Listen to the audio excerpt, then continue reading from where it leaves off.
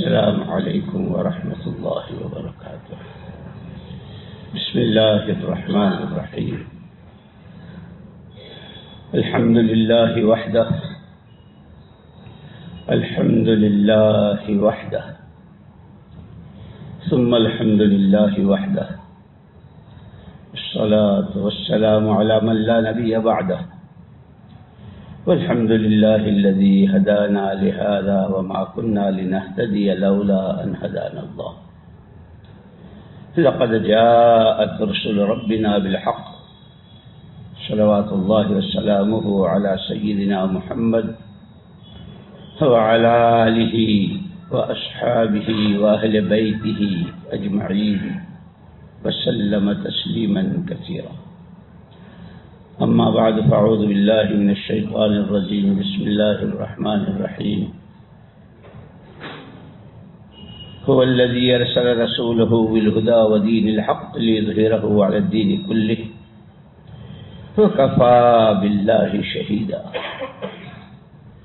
محمد رسول اللہ والذین معہ اشداء علی الکفار رحماء بینہم تراہم رکعا سجدا یبتغون فضلا من اللہ ورضوانا سیماہم فی وجوہہم من اثر السجود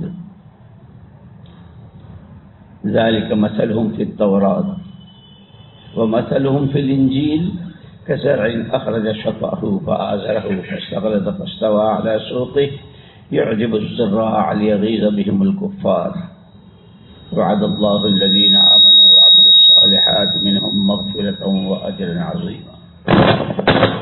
صدق الله العظيم۔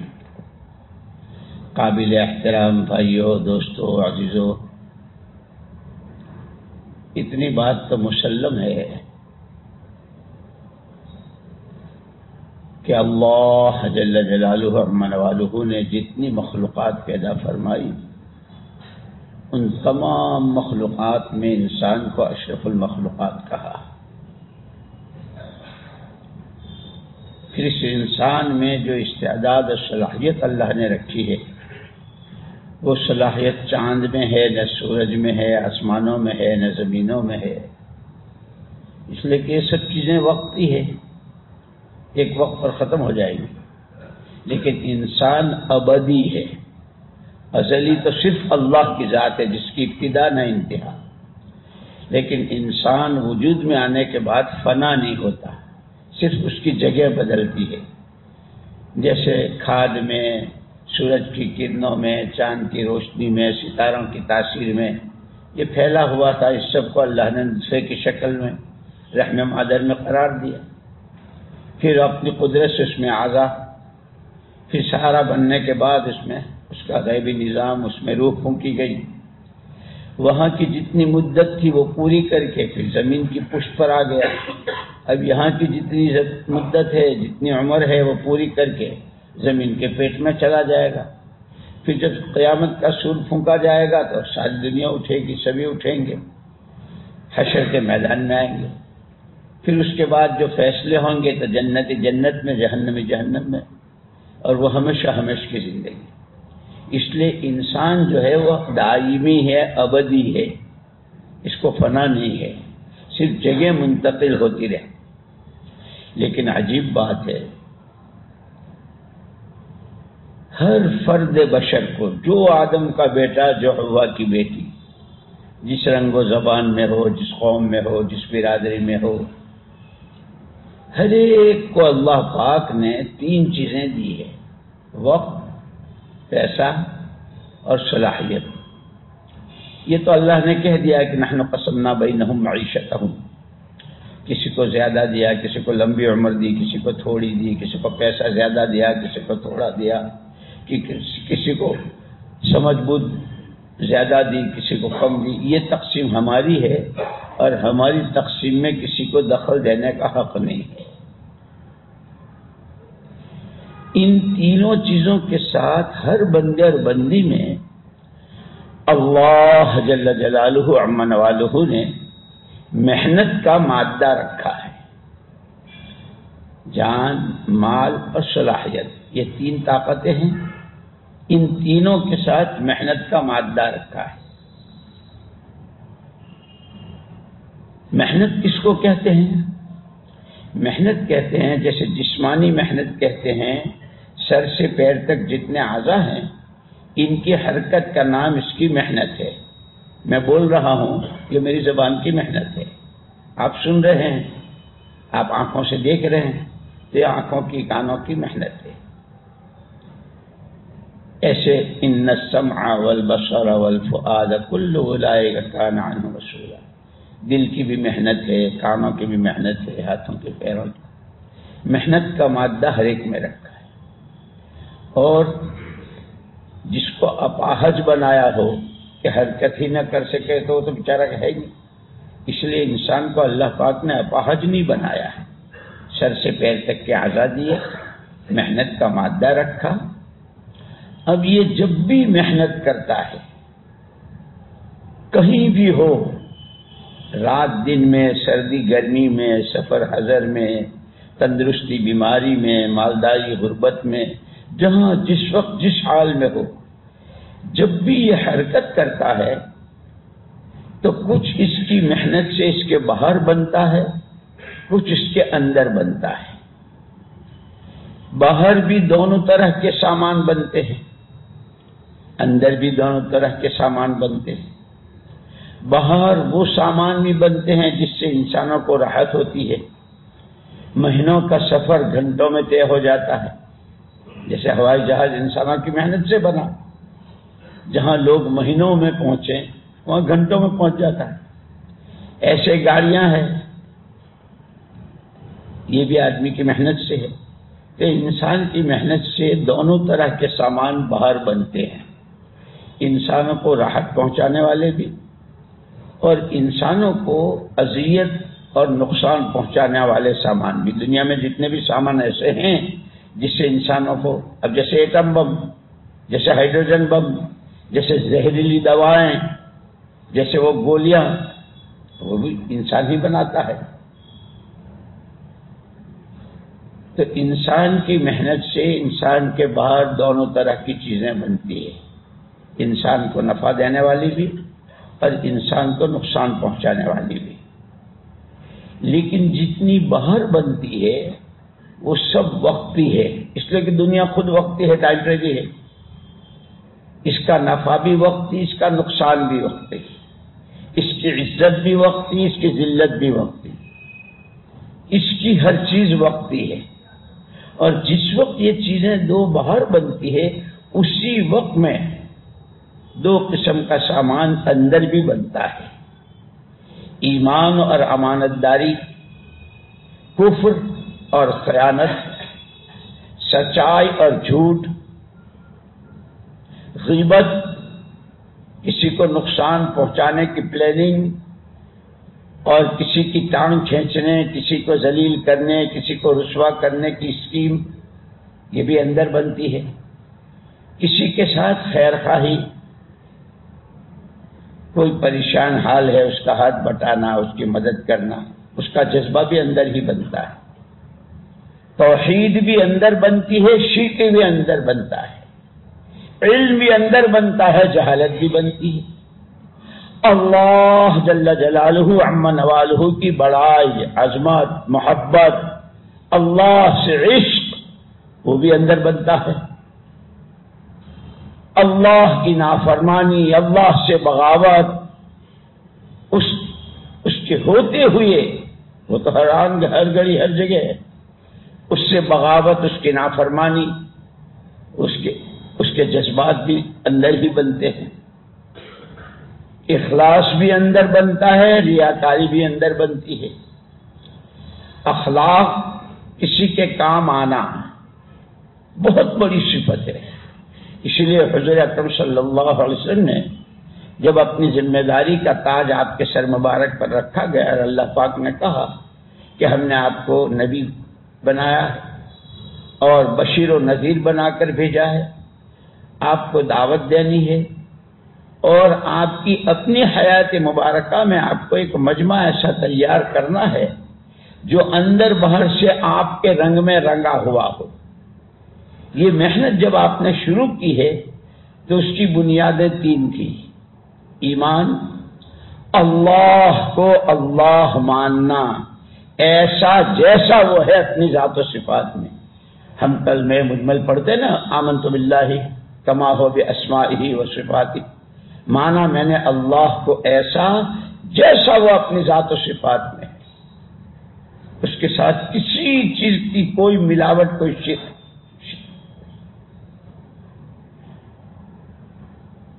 اللہ کو اللہ ماننا، اس کی بڑائی، اس کی عظمت، اس سے محبت، اس کی اطاعت، یہ سب اندر بنتا ہے۔ نافرمانی، اللہ سے بغاوت، گناہ کے ناپاک جذبات، یہ سب اندر بنتا ہے جب آدمی محنت کرتا ہے۔ ہاتھ پیر ہلاتا ہے تو محنت ہے، محنت سے کچھ باہر بنتا ہے، کچھ اندر بنتا ہے۔ وہ باہر والا جتنا سامان ہے، اگر نفع کا ہے تو بھی وقتی ہے، نقصان کا ہے تو بھی وقتی ہے۔ ایک دن دنیا ساری ختم ہو جائے گی، سارا دولتیں، کوٹھیاں، بنگلے، حویلیاں اور کارخانے، فیکٹریاں، پیسے، ہیرے، جواہرات، جو بھی کچھ ہے، دنیا ہی نہیں رہے گی تو یہ کہاں رہے گا؟ ایسے ہی آدمی کے اندر حسد بھی بنتا ہے اور کسی کا بھلا چاہنا، جس کو خیر خواہی کہتے ہیں، جو تمام نبیوں کی مشترکہ صفت ہے۔ تمام نبی اور تمام پیغمبر علیہ الصلوۃ والتسلیمات نے جب بھی اپنی قوم اور اپنی امت کو دعوت دی ہے تو جیسے توحید خالص کی دعوت دی، اپنی رسالت و پیغمبری کی دعوت دی، اور تیسری چیز یہ کہی کہ انی لکم ناصح امین، لوگو ہم تمہیں جو راستہ بتا رہے ہیں، جس زندگی کے اپنانے کو کہہ رہے ہیں، اس میں ہماری اپنی کوئی غرض نہیں ہے۔ تمہارا وقت، تمہارا پیسہ، تمہاری صلاحیتیں صحیح ٹھکانے لگے، جس سے تمہاری دنیا بھی جنت نشان بنے، اس لیے کہ اللہ کے وعدے ہیں، من آمن وعمل صالحا من ذکر او انثی وهو مؤمن فلنحینہ حیاۃ طیبہ، جس کے پاس ایمان ہے، اعمال ہے، تو ہم اس کی دنیا کی زندگی خوشگوار بنا دیں گے۔ وَلَنَجْزِيَنَّهُمْ أَجْرَهُمْ بِأَحْسَنِ مَا كَانُوا، اصل تو اعمال کا بدلہ ہم آخرت میں دیں گے۔ دنیا بیچاری ہے چھوٹی، اب سمندر سارا اور اس کے پاس کوئی لوٹا لے کر جاوے تو کتنا لائے گا؟ بالٹی لے گیا، ٹینک لے گیا، کتنا لائے گا؟ تو اللہ کے خزانے تو بے پناہ ہیں، دنیا میں اس کی گنجائش ہی نہیں ہے، اس لیے اصل بدلہ تو اللہ وہاں دے گی۔ اسی لیے یوں کہا کہ دنیا تو اعمال کی جگہ ہے، بدلے کی جگہ آخرت ہے۔ دنیا ذمہ داریوں کی پورا کرنے کی جگہ ہے، اس کے بدلے کی جگہ آخرت ہے۔ اب انسانوں کو اختیار دیا کہ اپنی محنت کے لیے کون سا میدان چھانٹتے ہو۔ محنت تو ہر زمانے میں ہوئی، حضرت آدم علیہ الصلوۃ والتسلیم کے زمانے سے لے کر آج تک پوری دنیا میں جتنے انسان ہیں اور پہلے جتنے تھے، بادشاہ تھے، سلاطین تھے، راجا تھے، جو کچھ تھے، صدر، وزیر، پولیس والا، چھوٹا بڑا، مالدار، غریب، مرد، اور سب نے محنت کی اور اس وقت بھی سب کر رہے ہیں۔ لیکن محنت کے 2 میدان ہیں، یہاں تک کہ نبیوں نے، پیغمبروں نے علیہ الصلوۃ والتسلیمات اور اولیاء اللہ نے، مشائخ نے، بزرگان دین نے، اللہ کے نیک بندوں نے، انہوں نے بھی محنت کی۔ فاسقوں نے، فاجروں نے، چوروں نے، ڈاکوؤں نے، بدکاروں نے، انہوں نے بھی محنت کی۔ محنت ہر زمانے میں انسانوں نے کی ہے۔ اب 2 میدان ہیں، انا خلقنا الانسان من نطفۃ امشاج نبتلیہ فجعلناہ سمیعا بصیرا انا ہدیناہ السبیل اما شاکرا واما کفورا۔ ایک میدان وہ ہے کہ جس میدان میں آدمی محنت کرتا ہے کہ اللہ کی دی ہوئی نعمتوں کی قدر، شکر گزاری کے ساتھ آنکھیں دی ہے، کان دیے ہیں، ہاتھ پیر دیے ہیں، بچوں کے سر پر ماں باپ کا سایہ ہے، اچھا پڑوس ہے، علماء ہیں، صالحین ہیں، ان کی صحبت ہے۔ یہ ایک میدان یہ ہے جس میں نبیوں والی محنت کہ تمام نبیوں نے دعوت دی، تعلیم کے حلقے لگائے، اللہ کا ذکر کیا، زندگیوں کو پاک صاف کیا، وہ ایک نبیوں والی محنت ہے۔ اور ایک دوسری محنت کا میدان ہے، اسی لیے یوں کہا کہ محنت سے ایمان، ایمان سے اعمال، اور اعمال سے دعا والا بن کر اپنے ہر مسئلے کو، اس لیے کہ مسئلہ تو اللہ ہی حل کریں گے، دعا کے ذریعے اللہ سے مسئلے کو حل کرانے والا بننا، ایک میدان یہ ہے۔ لیکن اس سے آپ کو غلط فہمی نہ ہو کہ کیا مطلب مول صاحب کارخانوں کو تالے لگا دیں، بھی بچوں کا گلا گھونٹ دیں، اب بس دعا والے بنیں گے، تبلیغ کرتے رہیں گے؟ نہیں، کاروبار میں بھی ایمانداری کے ساتھ اور عملوں کی رعایت کے ساتھ ہیں تو دنیا بھی بنے گی اور آخرت بھی بنے گی اور دعا کی طاقت بھی ملے گی۔ زمیندارہ ہے، جو بھی کچھ ہے، تو ایک ہے محنت سے ایمان، ایمان سے اعمال، اعمال سے دعا والا بننا، اور دعا کے ذریعے اپنے مسائل کو اللہ سے حل کرانا۔ ایک محنت ہے، محنت سے پیسہ، پیسوں سے چیزیں، اور چیزوں سے ضرورتیں پوری کرنا۔ پہلا میدان بہت مختصر ہے، غریب سے غریب آدمی، سڑک پر بھیک مانگنے والا، ہاتھ پیر بھی بیچارے کے کٹے ہوئے ہیں، وہ بھی اللہ کی ذات و صفات پر ایمان بنانا چاہے تو اس کے پاس دل ہے ایمان کے بننے کی جگہ، وہ سڑک پر پڑے ہلتے جب سے بولا نہیں جاتا، ہلا نہیں جاتا، اندر ایمان بنا سکتا ہے، اللہ کی بڑائی، اللہ کی عظمت، اللہ کو خوش کرنے والی جو بھی کہ وہ بھی بنا سکتا ہے۔ بہت آسان راستہ ہے، مختصر راستہ ہے اور یقینی راستہ ہے۔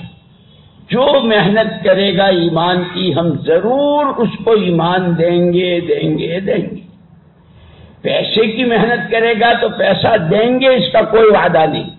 ہو سکتا ہے کہ 10 کے 20 بنانے کے لیے گئے تھے، 1 لاکھ کے 2 لاکھ بنانے گئے تھے، شام کو آئے تو پونجی ہی ہاتھ سے گئی، جو لاکھ تھے وہ بھی گئے۔ یہ راستہ خطرناک ہے، بہت مشکل ہے، اور اگر سارے مرحلوں سے گزرے اور 1 لاکھ کے 2 لاکھ بن بھی گئے تو وقتی ہے، نفع اس کا تھوڑا ہے اور ایک دن یہ ختم ہو جائے گا۔ پہلا میدان یقینی ہے، اس پر جو عمل تیار ہوں گے اس کا نفع ایک مرتبہ نہیں۔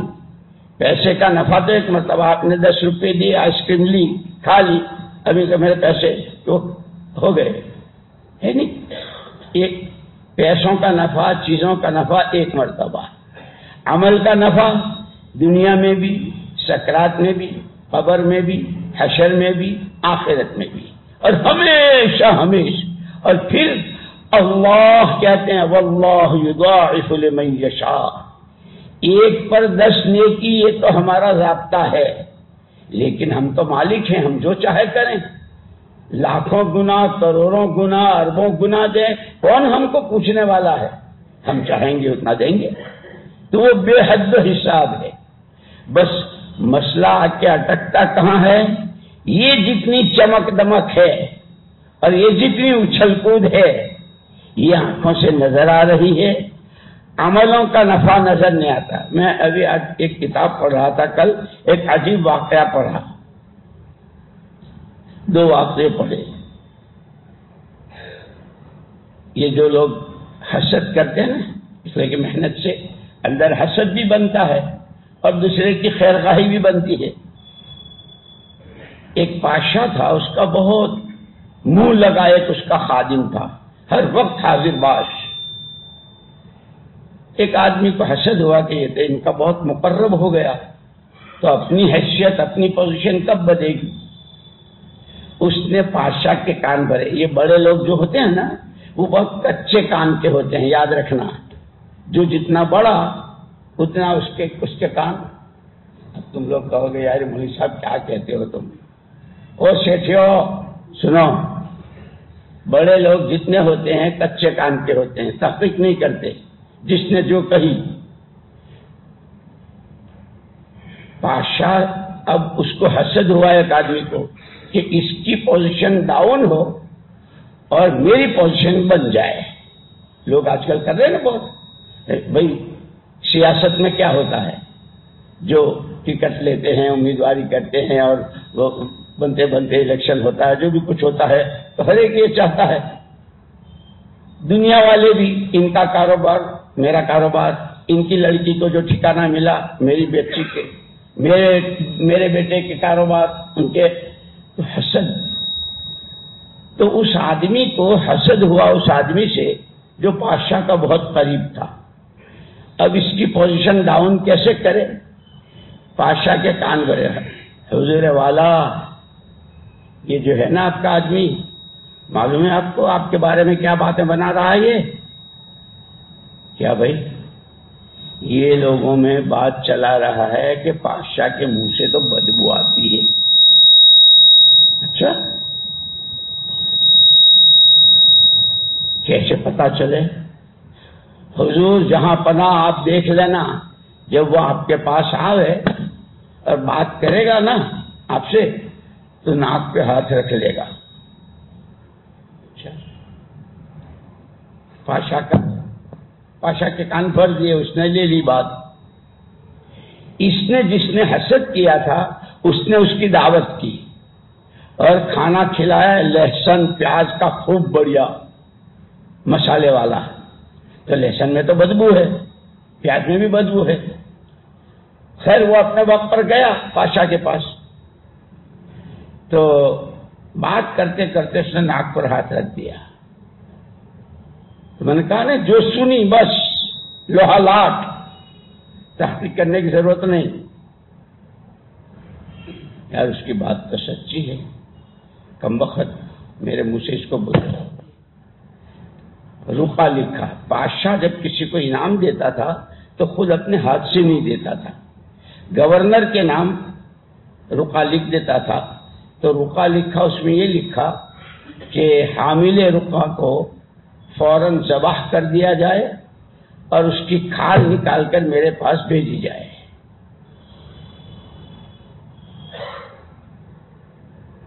چلا رقا لے کر، راستے میں وہی ملا جس نے دعوت کی تھی. حسد کرنے والے کا حشر کیا ہوتا ہے وہ سنا رہا ہوں. راستے میں ملا، کہاں جا رہے ہو؟ جی پادشاہ سلامت نے یہ رقا دیا ہے، پہنچانے جا رہا ہوں گورنر صاحب. تو مجھے دے دو، میں پہنچا دیتا ہوں. بہت اچھا، آپ لے جائیے. جس نے حسد کیا تھا اس کو دے دیا. وہ لے کے گیا، گورنر نے پڑھا کہ اس میں تو تمہیں ذبح کرنا اور تمہاری کھال بھی ہیں.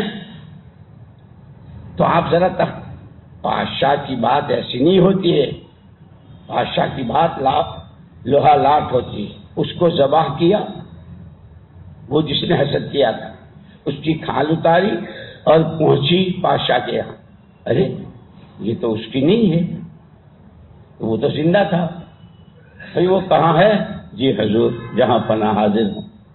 یہ کیا ہوا؟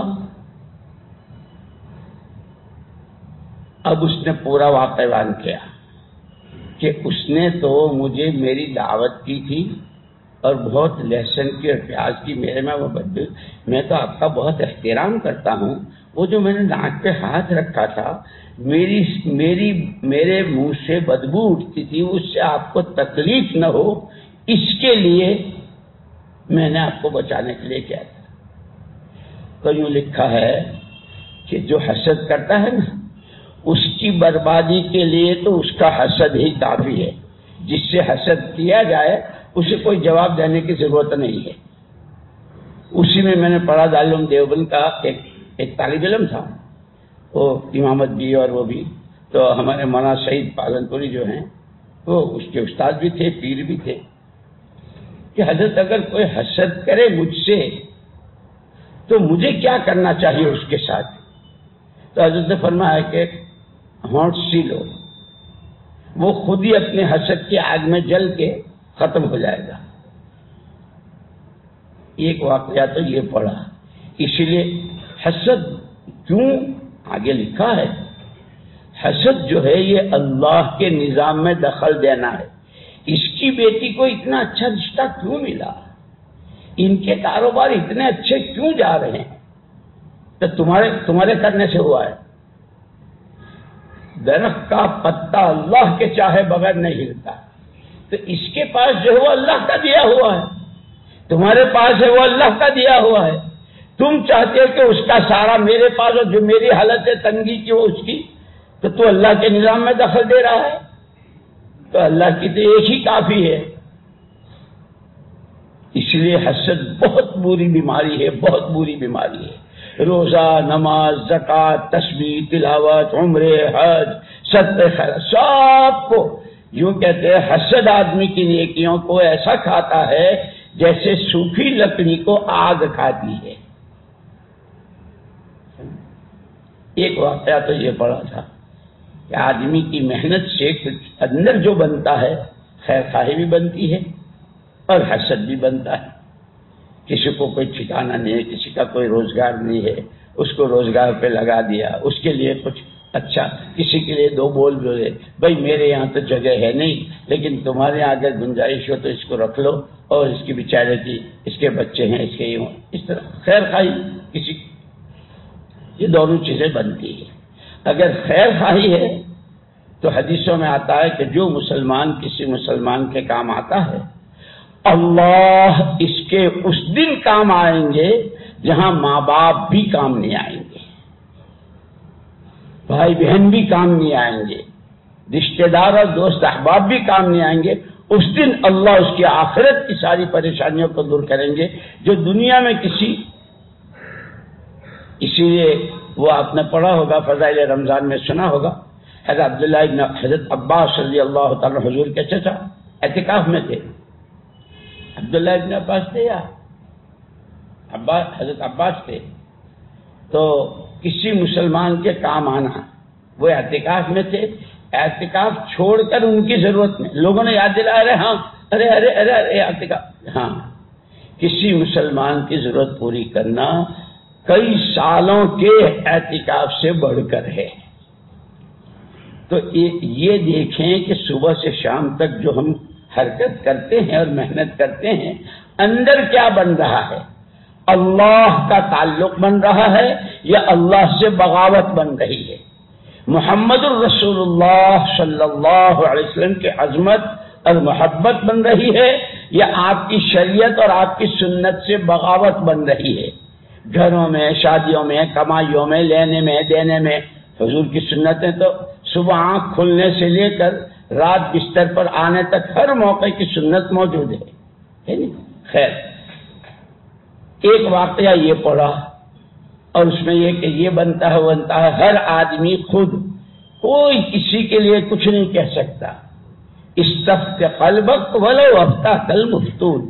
اپنے دل میں جو مفتی، یہ اندر جو مفتی بیٹھا ہے نا دل، اس سے فتوا لو، چاہے مفتی تمہیں فتوا دیں.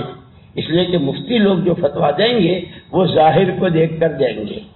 میں طلبہ میں یا مدرسے کے بچوں میں جب بیان کرتا ہوں تو ایک مثال دیتا ہوں کہ حافظ جی نے یوں کہا کہ جس کی ایک رکعت جائے گی اس کو 3 مرتبہ اٹھک بیٹھک کرواؤں گا، اور جس کی 4 جائیں گی اس کا کھانا بند. اب ایک لڑکا آیا بھاگا ہوا، نماز کھڑی ہو گئی تھی، شریک ہو گیا، سب نے سلام پھیرا، اس نے بھی سلام پھیرا. نماز پڑھی؟ یہ پڑھی. کون گواہ ہے؟ تو مفتی صاحب دوسری مسجد میں نماز پڑھ کر آ کر وہاں بیٹھے ہوئے تھے. جی مفتی صاحب بیٹھے تھے. میں نے، بھائی مفتی صاحب آپ گواہ ہو؟ ہاں بھائی میں نے دیکھا اس نماز. لیکن اس نے وضو کے ساتھ پڑھی یا بغیر وضو کے پڑھی یہ مفتی صاحب بتا سکتے ہیں؟ تو مفتی تو ظاہر کو دیکھ کے فتوا دے گا. اندر جو بیٹھا ہے نا مفتی، دل اندر کیا بن رہا ہے، دنیا کی محبت کتنی بن رہی ہے، آخرت کی تیاری کا سامان کتنا تیار ہو رہا ہے. اسی لیے حضور اکرم صلی اللہ علیہ وسلم فرمایا القیس من دان نفسہ وعمل لما بعد الموت. تم جتنے چاہے اپنی سمجھداری کے اور اپنی ذکاوت کے، اپنی ہوشیاری کے اور اپنی بہت زیادہ سمجھدار ہیں اس کی ڈینگیں مارتے رہو. اللہ کے نبی تو سمجھدار اس کو کہتے ہیں کہ جو اپنی خواہشات پر قابو پائے، شریعت سنت کے خلاف جتنی چیزیں ہیں اس پر قابو پائے، اور مرنے کے بعد کی زندگی میں کام آنے والے عمل کرے. کیوں بھائی وقت کتنے بجے ہے؟ 1:35 تک بھیجے.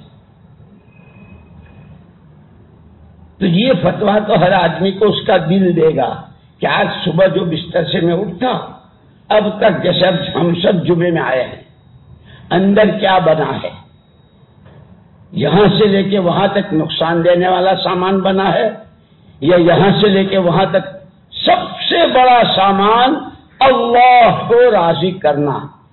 اس لیے ہمارے حضرت جی رحمۃ اللہ علیہ کبھی کبھی ہم سے فرماتے تھے، مولانا انعام الحسن صاحب رحمۃ اللہ علیہ، کہ بھئی ہم لوگ صبح سے شام تک بہت اچھے کام کرتے ہیں لیکن نیت نہیں ہوتی ہے تو کچھ ملتا بھی نہیں. جیسے ایک آدمی صبح سے شام تک بھوکا پیاسا رہے لیکن روزے کی نیت نہ کرے تو روزہ نہیں ہوگا، نیت کرنی پڑتی ہے.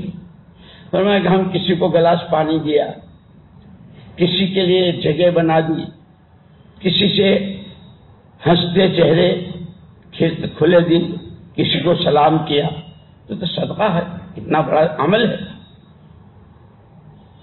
ادخال السرور علی المؤمن صدقہ، کسی مسلمان کا دل خوش کرنا صدقہ ہے. لیکن چونکہ نیت کچھ نہیں، پانی مانگا دے دیا، بھئی نیت کی ہے کوئی کہ نہیں. فرمایا کہ اس لیے آدمی صبح کو اٹھ کے اگر یہ نیت کر لے اللہ پاک آج دن بھر میں جتنے اچھے کام آپ کی توفیق سے کروں گا، گشت کا دن ہے گشت میں جاؤں گا، تعلیم کا وقت ہوگا تعلیم میں بیٹھوں گا، تسبیح پڑھوں گا، اماں کی خدمت کروں گا، ابا کی بات مانوں گا، مدرسے جاؤں گا یا دکان جاؤں گا، گاہکوں کے ساتھ بھلا برتاؤ، جو بھی آدمی آج دن بھر میں جتنے نیک کام آپ کی توفیق سے کروں گا صرف اور صرف آپ کو راضی کرنے کے لیے کروں گا. نیت کر لی نا. اب یہ گلاس دے رہا ہے پانی کا، اللہ راضی ہو رہے ہیں. یہ کسی کو سلام کر رہا ہے، اللہ راضی ہو گئے. اسی لیے وہ کہا من صام رمضان ایمانا و احتسابا غفر له ما تقدم من ذنبه او کما قال علیہ الصلوۃ والسلام. جو رمضان کا روزہ ایمان اور احتساب کے ساتھ رکھے اس کے سارے اگلے گناہ معاف، سارے پہلے گناہ معاف. ایمان کس کو کہتے ہیں؟ اللہ ہی سب کچھ، اللہ ہی سے سب کچھ، اللہ کا غیر کوئی کچھ نہیں اور کسی سے کچھ نہیں. اللہ کے وعدے پر یقین. یہ جو میں بھوکا ہوں پیاسا ہوں دن بھر گرمی کا روزہ ہے، اس پر اللہ کا وعدہ کیا ہے؟ اللہ کہتے ہیں کہ روزے دار کو تو بدلہ میں دوں گا. ایک روایت میں ہے کہ روزے دار کو تو بدلے میں ہی ملوں گا. اس یقین کے ساتھ روزہ رکھ رہا ہے. احتساب کس کو کہتے ہیں؟ احتساب کہتے ہیں اندر میں ایک لالچ پیدا ہو جانا. میں اس کو سمجھانے کے لیے مثال دیا کرتا ہوں کہ جیسے دسترخوان ہوتے ہیں نا، تو رئیسوں کے دسترخوان پر تو بہت ساری ویرائٹیاں ہوتی ہے، مرغا بھی ہے، مچھلی بھی ہے، کباب بھی ہے، سیخ کباب بھی ہے، شامی کباب بھی ہے، اور میٹھا بھی ہے، نمکین بھی ہے، بہت ساری چیزیں ہوتی ہیں. لیکن ہر آدمی کی رغبت الگ ہوتی ہے. ایک آدمی کو مچھلی سے بہت رغبت ہے، ایک آدمی کو کباب سے رغبت ہے. دسترخوان پر تو سب ہے. جس کو مچھلی کی رغبت ہے وہ ساری نعمتیں رکھی ہوئی ہے، اس کا لقمہ سیدھا مچھلی کی پلیٹ کی طرف جائے گا. پڑوسی ابے ہو یہ بھی ہے، ہاں ہاں ٹھیک ہے آپ کھائیے میں کھا رہا ہوں. کیوں؟ اس کے اندر وہ مچھلی کی رغبت ہے. دوسرا کباب کھا رہا. بے اختیار لقمے کا اس کی طرف بڑھنا جس کی رغبت ہے، اس کو کہتے ہیں احتساب. اس رمضان کے روزے پر اللہ کیا دیں گے کہ اس کی تو منہ کی بو بھی اللہ کو مجھ کے زیادہ پسند ہے. اب مسواک کرتا ہے، اللہ کو کیا پسند ہے؟ تو جو اس روزے کی فضیلت ہے، اس کی دعا افطار کے وقت میں ایک دعا تو ضرور قبول ہوتی ہے. اب یہ انتظار میں ہے کہ جب افطار کا وقت آئے گا اس سے پہلے دعا میں لگوں گا. ہم لوگ تو افطاری کی تیاری میں رہتے ہیں نا، وہ ہے، اور گھروں میں صاحب بہادر وہ نہیں بنایا ہے، وہ کہاں ٹھیک؟ ہاں صاحب اس لیے کہ بیویوں کو تو لونڈیاں بنا رکھی ہے. وہ عورتیں سنیں گی تو کہیں گے آج مولوی صاحب ہماری کہہ رہے ہیں. حضور اکرم صلی اللہ علیہ وسلم کا آخری خطبہ عرفات کے میدان کا، اس میں آپ نے جتنا عورتوں کے ساتھ بھلا سلوک کرنے کو فرمایا ہے، خطبے کا اکثر حصہ وہ ہے. اور ایک موقع پر آپ نے فرمایا خیرکم خیرکم لأہلی وانا خیر لأہلی، اور کما قال علیہ الصلوۃ والسلام، تم میں بھلا وہ ہے جو اپنے گھر والوں کے ساتھ بھلا ہو، اور میں اپنے گھر والوں کے ساتھ بھلا ہوں. لیکن تربیت بھی فرماتے ہیں. ایک مرتبہ حضرت، وہ بھی میں نے پڑھا ابھی کل یا پرسوں، حضرت عائشہ رضی اللہ تعالیٰ عنہ، حضور کی ساری ازواج میں سب سے محبوب حضرت عائشہ تھی. اللہ کے یہاں بھی رعایت اتنی تھی کہ اکثر جبریل علیہ السلام کو حضرت عائشہ کی باری میں بھیجتے تھے، اور صحابہ بھی اکثر ہدیہ حضرت عائشہ کی باری میں بھیجتے تھے. حضور کی بھی چہیتی تھی، اللہ کو بھی پیار تھا، جبریل بھی آتے تھے. ان کی کوئی چیز چوری ہو گئی تو حضرت عائشہ رضی اللہ تعالیٰ عنہ نے بد دعا دینی شروع کی، اس کا ستیہ ناش جائے. اس کا حضور اکرم صلی اللہ علیہ وسلم نے سن لی. عائشہ عائشہ عائشہ کیا کہہ رہی ہو؟ تم نے تو اس کی سزا ہلکی کر دی. چور کو تو چوری کی سزا اللہ دیں گے، جیسے نمازی کو نماز کا بدلہ اللہ دیں گے. یہ تم نے جو بد دعا کی نا، تو اب تم بیچ میں آ گئی، اس لیے ان کی سزا تم نے اسی لیے ان کے کوئی نقصان پہنچے تو اللہ میں خود ہی نمٹ لیں گے. اسی لیے ایک مرتبہ حضور اکرم صلی اللہ علیہ وسلم تشریف فرما تھے. حضرت بکر صدیق رضی اللہ تعالیٰ، ایک آدمی آیا اور اس نے وہ برا بھلا کہنا شروع کیا. صدیق اکبر رضی اللہ عنہ بہت صبر کیا، بہت صبر کیا. جب بہت ہی وہ برس چکا تو حضرت ابوبکر صدیق رضی اللہ تعالیٰ نے بھی ایک بہت بھونڈی گالی دی اس کو. وہ میں ذکر نہیں بولوں گا وہ گالی کیا دی تھی، کتابوں میں لکھی ہوئی ہے. جب جواب میں گالی دی تو حضور اکرم صلی اللہ علیہ وسلم مجلس چھوڑ کر تشریف لے گئے. حضرت صدیق اکبر وہاں ہر وقت خیال اس کا ہوتا تھا اللہ ناراض نہ ہو، اللہ کے نبی کا دل نہ دکھے، اللہ کے نبی ناراض نہ ہو. یہ عام ماحول تھا. جوان کنواری بچیوں میں ایک صحابی تھے حضرت جلیبیب رضی اللہ تعالیٰ، بہت غریب تھے، اور کوئی زیادہ جس کو آج کل آپ لوگ پرسنالٹی کہتے ہو نا، کیا کہتے ہیں، ویری پرسنالٹی. تو ان کے پاس کوئی زیادہ ایسی پرسنالٹی بھی نہیں تھی اور ایسا کوئی پیسہ بھی نہیں تھا. وہ حضور اکرم صلی اللہ علیہ وسلم کے پاس آئے، ارے جلیبیب تم نکاح نہیں کرتے، شادی نہیں کرتے؟ اللہ کے رسول جیب بھی خالی، صورت شکل بھی ایسی نہیں ہے، کون مجھے بیٹی دے؟ فلاں انصاری کے گھر جاؤ، حضور نے فرمایا، اور کہو کہ اپنی بیٹی سے میرا نکاح کر دو. گھر آئے، السلام علیکم. وعلیکم السلام. بھائی کیسے آئے، کہاں سے آئے؟ جی آپ کی بیٹی سے میرا نکاح کر دو. یہ اتنے سارے جتنے جھگڑے ہوتے ہیں نا، 5 دیکھنے جاتی ہے نا، 3 دیکھ کے آتی ہے نا، پھر یہ سر پہ جوتیاں رکھ کے جاتی ہے. کیا لگتے دلہن کی جوتیاں؟ اس لیے کہ جب حضور کی شریعت کو سر نہیں چڑھاؤ گے تو کھاسڑے کھاسڑے سروں پہ آئیں گے تمہارے. سمجھو سمجھو، دین سیکھو، دین کو سمجھو. تو انہوں نے کہا میں ذرا گھر میں پوچھ لوں. جیسے آپ لوگ جب کوئی وہ ہوتی ہے مشورہ کس سے کرتے ہو؟ وہ ایسا ہے کہ میں ذرا سا ٹھیک ہے، اچھی بات ہے آپ کی وہ میں تو ان کی اہلیہ نے کہا جلیبی ہماری بیٹی، حسن و جمال بھی ایسا، اور جلیبی کے پاس کچھ ہے نہیں، کتابوں میں ہے. تو اب جیسے آپ لوگ سب سیکھے ہو نا، ابے تم میرا کیا کر لو گے یار. تو بیگم نے جو کہہ دیا، جیسے فرعون کہتا تھا نا انا ربکم الاعلی، حضرت آسیہ نے فرمایا کہ وہ صندوق جا رہا ہے منگواؤ، بھگوان تم جیسا کہو گی. وہ منگوایا.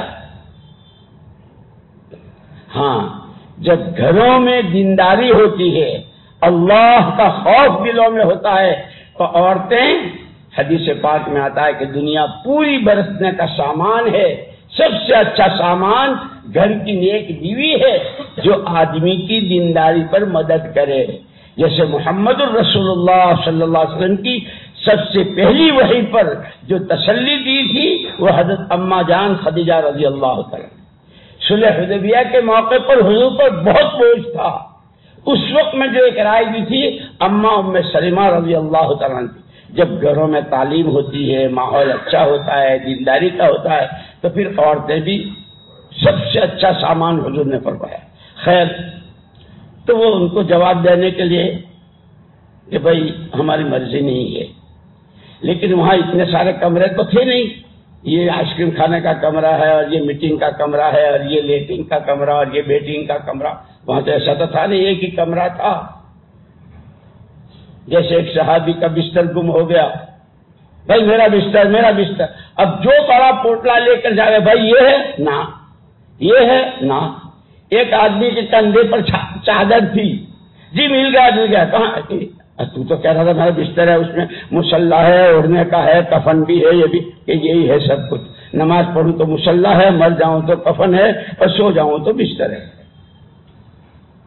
خیر، وہ لڑکی جس کا پیغام لے کر آئے تھے، ابا آپ کس کو انکار کر رہے ہیں؟ جلیبی کو انکار کر رہے ہیں؟ ہم کیا جانے جلیبی؟ یہ رسول اللہ ہیں، حضور پاک صلی اللہ علیہ وسلم کے بھیجے ہوئے ہیں. ہمارے گھر سے ان کا واپس جانا حضور کی بات کو ٹھکرانا ہے. آپ میرا نکاح کر دیجئے اور میں جانتی ہوں. ایک عام ماحول تھا، دنیا جو چاہے کہے، اللہ راضی ہو، اللہ کے نبی کو، اللہ کے نبی راضی ہوں، ان کے دل کو تکلیف نہ. حضرت صدیق اکبر رضی اللہ تعالیٰ عنہ نے جب حضور مجلس سے اٹھ کے تشریف لے گئے، یہ پیچھے اللہ کے رسول ناراض ہو گئے، میرے پاس تو ہے ہی کیا. اللہ کے رسول آپ ناراض ہو گئے؟ کیا بات؟ جب وہ تمہیں گالیاں دے رہا تھا اور تمہارے پہ برس رہا تھا تو میں دیکھ رہا تھا اللہ کی طرف سے غیبی مدد میں ایک فرشتہ آیا ہوا تھا اور وہ تمہاری طرف سے دفاع کر رہا تھا. لیکن جب تم نے زبان کھولی تو اللہ کی مدد تو گئی. اب تم اور وہ جو طاقتور ہوگا وہ جیتے گا. ہم تو اگر کسی نے ذرا آنکھ دکھائی نا تو اچھی بات ہے،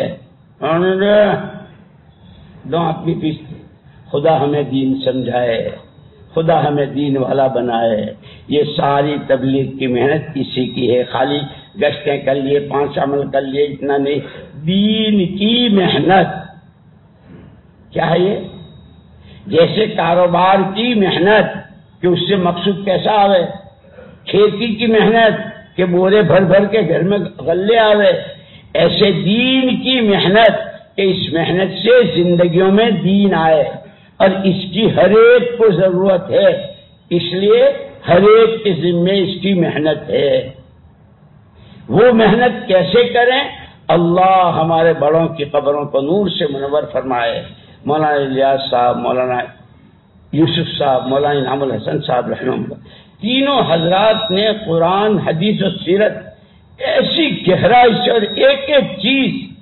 یہ جو دوسری مسجد کا گشت ہے، اور یہ رات میں وہاں گیا تھا ناول، وہاں میں کہہ رہا تھا کہ 10-10 کی جماعتیں جو بنی نا، خندق کے موقع پر حضور اکرم صلی اللہ علیہ وسلم نے 10-10 کی جماعتیں بنائی تھی. یہاں سے لے کے یہاں تک یہ جماعت کھودے گی، یہاں سے لے کے یہاں تک، بہت لمبی تفصیل ہے اس کی. تو یہ جماعتیں تو یہاں کہتے ہیں ایک گشت اپنی مسجد کا کریں گے اور دوسرا گشت دوسری مسجد کا کریں گے. یہ سب سیرت میں ملتا ہے. ایک دفعہ حضرت مفتی کفایت اللہ صاحب رحمۃ اللہ علیہ جو مفتی اعظم تھے پاکستان، ہندوستان، برما، سری لنکا، اس وقت سارا یہ ایک ہی تھا، تو مولانا غیاث صاحب رحمۃ اللہ نے کہا کہ حضرت یہ میرا کام اور اس کا نہج اور اس کے یہ اصول اس طرح کام کرنا، اگر یہ قرآن حدیث اور سیرت کے خلاف ہے تو یہ تو گمراہی ہے، اور وہ گمراہ میں ہوں، اور گمراہ قتل کرنے کے قتل کرنا واجب ہے، آپ مجھے قتل کرو، آپ کو اللہ کے ہاں ثواب ملے گا۔ اور اگر حضرت مفتی صاحب رحمۃ اللہ علیہ نے فرمایا، حضرت چونکہ بہت زبردست عالم تھے، ان کے کیا مصر کا یہ جو جامعہ ازہر ہے نا مصر میں، ان کا شیخ ازہر، اس کی حیثیت مصر میں مصر کے بادشاہ سے بھی زیادہ سمجھی جاتی ہے۔ 2 کانفرنسیں ہوئی تھی، ایک مکے میں ہوئی تھی، ایک مصر میں ہوئی تھی، دونوں میں خصوصی طور پر حضرت مفتی کفایت اللہ صاحب رحمۃ اللہ علیہ تشریف لے گئے تھے، ان کو بلایا تھا۔ جب حضرت مفتی صاحب بیمار ہوئے تھے تو شیخ ازہر ان کی قیادت کے لیے 2 مرتبہ آئے ہے، تو حضرت مفتی صاحب نے کہا، حضرت آپ کے کام کو، آپ کے اصولوں کو، آپ کے نہج کو، اور جو طریقہ آپ نے بتایا ہے، آپ نے کسی کے لیے کہیں انگلی رکھنے کی جگہ نہیں رکھی ہے۔ جب تک کام کرنے والے آپ کے بتائے طریقے پر، آپ کے بتائے اصولوں اور نہج پر کرتے رہیں گے تو سب سے پہلے اللہ ان کو ہدایت دیں گے، محنت کرنے والوں کو، اور پھر ان کے ہاتھوں گلی گلی، کوچہ، محلہ، شہر اور عالم پورے میں ہدایت کی ہوائیں چلے گی، دین آئے گا، اور اللہ کے جو وعدے دین پر ہیں وہ پورے ہوں گے۔ ہاں، جب کام کرنے والے ہی آپ کے نہج سے، آپ کے اصولوں سے ہٹ جائیں گے تو پھر کسی طرح کی کوئی ذمہ داری نہیں، پھر کیا کیا ہوگا وہ تو اللہ ہی جانتا ہے۔ اللہ بھائی میری اور تمہاری حفاظت فرمائے۔ محنت سے کچھ باہر بنتا ہے، کچھ اندر بنتا ہے۔ ہر آدمی صبح سے شام تک صرف رات کو لیٹتے وقت اپنا حساب اتنا کر لے، آج دن بھر میں اندر کیا بنا۔ اگر یہ تو حضور کا صدقہ ہے کہ اللہ پاک نے سورۃ توبہ میں فرمایا، ما کان اللہ لیعذبہم وانت فیہم وما کان اللہ کے پیارے نبی صلی اللہ علیہ وسلم، آپ کے ہوتے ہوئے تو ہم امت کو عمومی عذاب نہیں دیں گے، اور اگر آپ نے پردہ فرما لیا، آپ دنیا سے رخصت ہو گئے، تو آپ کی امت اگر توبہ استغفار کرتی رہے گی تو بھی ہم عذاب نہیں دیں گے۔ خدا نہ خواستہ دن بھر کی ساری محنت میں اگر اندر میں کچھ ایسا بنا ہے بگاڑ کی شکل، استغفار کریں، توبہ کریں۔ کوئی نیکی بنی ہے تو اس میں ہم کو دعائیں سکھائی ہے، اے اللہ مجھے ان میں سے بنا کہ جن سے کوئی نیکی ہو تو ایک لہر دوڑ جائے خوشی کی، اے اللہ تیرا کرم، تو نے مجھ سے قرآن پڑھوایا، تو نے مجھ سے صدقہ کروایا، تو نے مجھ سے نماز پڑھوائی۔ اور وَإِذَا أَسَاءُوا اسْتَغْفَرُوا، کہ اگر ان سے کوئی گناہ ہو جائے تو اس وقت تک چین نہ آئے جب تک کہ توبہ اور استغفار نہ کر لے۔ میرے دوستو، اپنی ذمہ داری سمجھو، ہم جو کچھ ہے بعد میں ہیں، اللہ کے بندے ہیں، نبی کے امتی ہیں، آدم کی اولاد ہیں اور مسلمان ہیں۔ ان چاروں نسبتوں میں سچائی اور امانت داری، یہ چاروں نسبتیں اندر سے ابھر کر باہر آوے، مارکیٹوں میں ہیں، گھروں میں ہے، شادیوں میں ہے، سچے بندے، سچے امتی، سچے مسلمان، سچے آدمی، اس کی محنت کے لیے اللہ نے یہ دعوت و تبلیغ کی محنت دی ہے، سادہ ہے، جو ہر امتی کی ذمہ داری ہے۔ خدا مجھے بھی توفیق دے، تمہیں بھی توفیق دے اور قبول فرما لے۔ کرو گے انشاءاللہ؟ تو جتنی کہلوا لو، ابھی اتنی زور سے کہیں گے تو باہر سے اندر آ جائیں گے، اور نقد پوچھو تو وہ ایسا ہے کہ جی ہاں تو جی ہاں۔ اللہ